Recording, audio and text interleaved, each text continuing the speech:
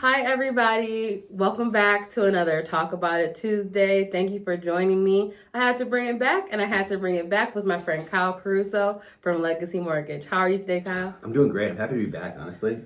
This Talk About It Tuesday, it's been a while, but we're in 2026 now, ready to make things happen. Yeah, 2026 with some new products from Legacy Mortgage that we're excited to talk about. So we're going to just get straight into it. Is that okay? That's great. I'm excited. All right.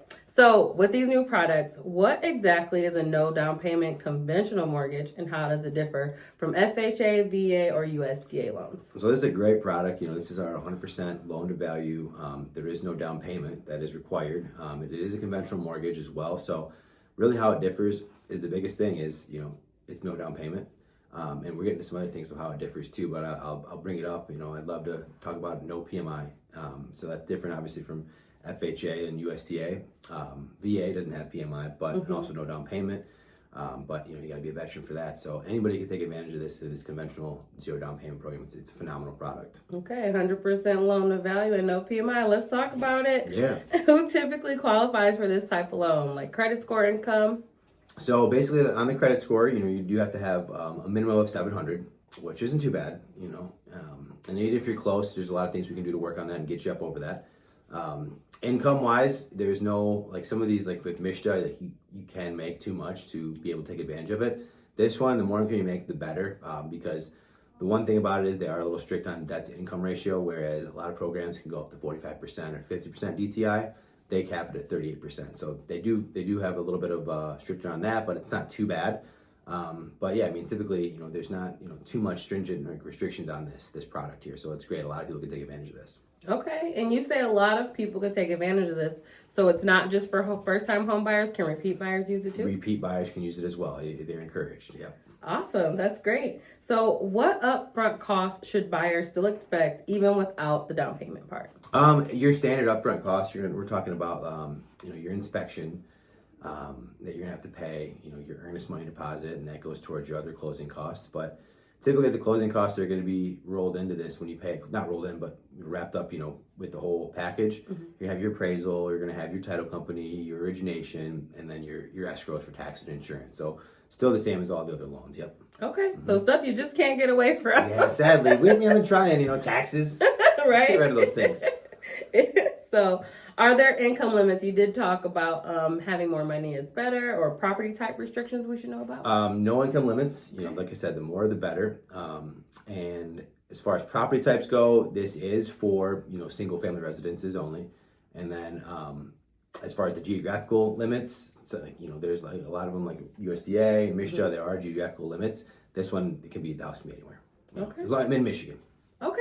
A question that always comes up, well, sometimes comes up with single family residents, does that still include up to 4 units in one home or no? No, Okay. that would be, there is special programs for that, but not the zero down, Okay. unfortunately. Gotcha. All right. Gotta ask. Gotta ask. How competitive is this loan in today's market compared to other traditional loans? I think it's very competitive. I think though it's unwarranted sometimes, like people look down on FHA, like this is a conventional loan, so a lot of people are gonna, think that's a lot better. There's some less things that, less hoops to jump through. So I'd say it's very competitive. Even though it's zero down, it's gonna follow all the conventional guidelines in terms of the appraisal. So I think it's better than going in with like a Mishta FHA or just regular FHA or even VA. Right. And you're saving on your upfront costs getting into the home. So Exactly. there you go. Exactly. All right. What are the biggest misconceptions or mistakes you see buyers make with this type of product? I think the biggest one is, and there's probably an argument for it, is hey, you're walking into this house with no equity. However, it's going to be better than you staying in that rental where you're just throwing money off the table, or it's going to be better than you taking every dollar that you saved and putting it in this house.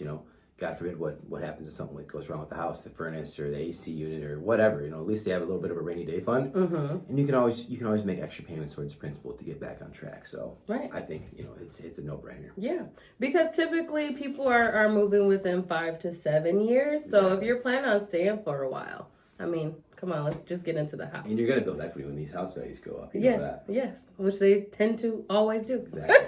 Exactly. So, well, who is this loan great for, and who should probably weigh or consider a different option? This loan is perfect for first-time home buyers, even though it's for repeat home buyers. It's great for first-time home buyers who may not have a lot saved up, but are able to, have good enough income and good enough credit to where they can get into a house and they don't have to put down 3.5% or 5% or 20% down.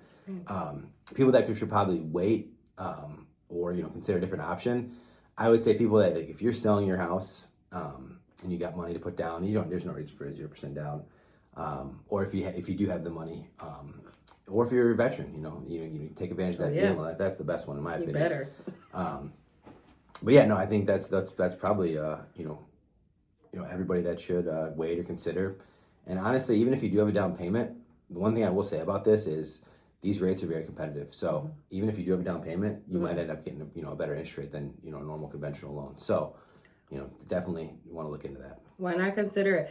And the thing that I always like to say, Kyle said 700 credit score minimum, but if that alarms you a little bit and you're still in the 600s, we can make a plan. We can make your plan, make it work. You follow that plan, and then you come back to Kyle, get the pre-approval. Don't put yourself out of the game right away. Sometimes a 60-point credit score jump is not that hard. No. And if you don't have to worry about bringing that money for your down payment, you can pay off some of these credit cards and get your score back up. Right. Bingo. So don't put yourself out, make a plan and make it happen. So I'd like to thank you again, Kyle, for coming back for another Talk About It Tuesday. Absolutely. Thanks for having me. If you guys have any questions, Kyle Kruso, Legacy Mortgage, 734-925-6424. All right. And after you've talked to him, you talk to me. I'm Artist Porter, your favorite Michigan realtor, 810-522-3407. Have a great week.